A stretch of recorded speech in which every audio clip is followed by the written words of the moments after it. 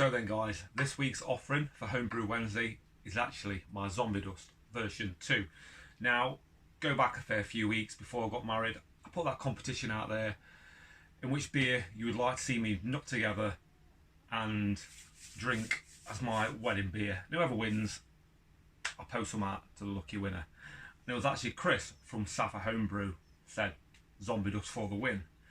Now, something like a Zombie Dust needs to be drunk young and fresh with that big powerful Citra smack what's going off there. So over them 2 weeks, yeah, it did get powered back, don't get me wrong, but I never sent none out to Chris because I wasn't entirely happy with the brew itself, simply because, you know, I substituted the melanoidin for honey malt. That's all I added in at the time, and we only finished out at 5%, so it's not true to style, which I think Zombie Dust, you're looking around about 6.2, 6.3, is it?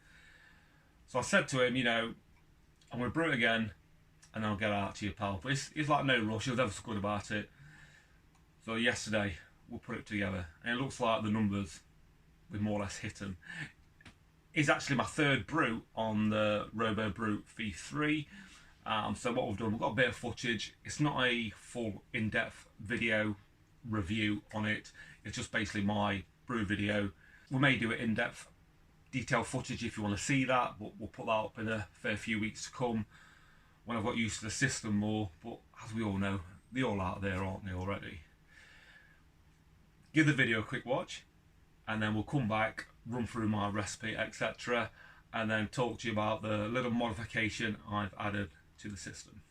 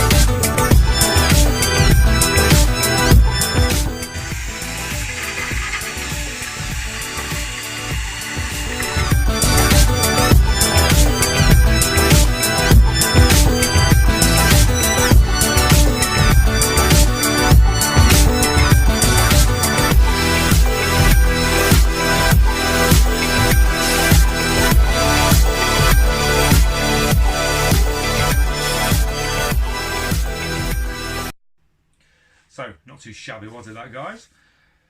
Right, we'll start off with the whole system itself. You know, the RoboBrew is just basically a plug-and-play, all-in-one brewing system.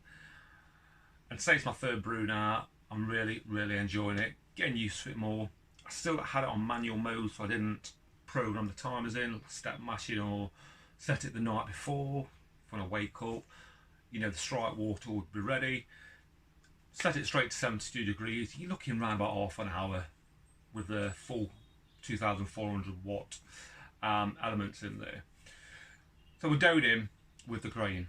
Grain, Marisota, base malt, 4.5 kilo, 500 gram of Munich. And then we went in with the crystal. Well, it's actually caramel, 250 grams of caramel, melanoidin, 250 grams again, and then a good 250 grams of torrefied wheat, just to help with the silkiness, lacing, head retention, etc. But I think melanoidin would have played its part in that anyway. Regarding hoppage wise, just Citra all the way through. There were no additions at 60 minutes. I actually waited to 40 minutes to go, and I chucked in 15 grams. 1 minute to go, 25 grams of Citra. Flame out, 50 grams of Citra, and then 80-degree hop stand for 45 minutes, another 50 grams of Citra. So all in all, what's that, around about 140 grams, yeah. I will be giving it a dry hop, probably 100 grams of Citra in day 4. I actually added the Kavai yeast, starting gravity 1064. I've just checked, just with a tilt now, and we're already down to 1036, and this is not even 24 hours. You're looking around about 18 hours at the moment since pitching. I will show you the views inside the fermenter, probably up there in a minute, because the krausen was really thick and foamy. It's ready for top cropping.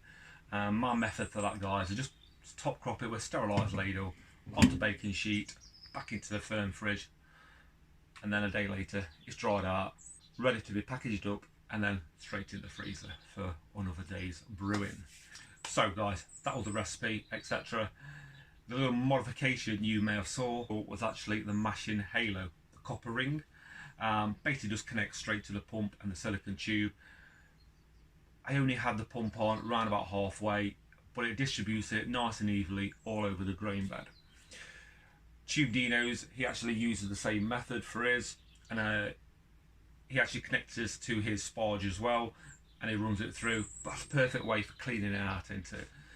Me, I kept the SS Brewtech setup I've got with a smaller pot for my sparging.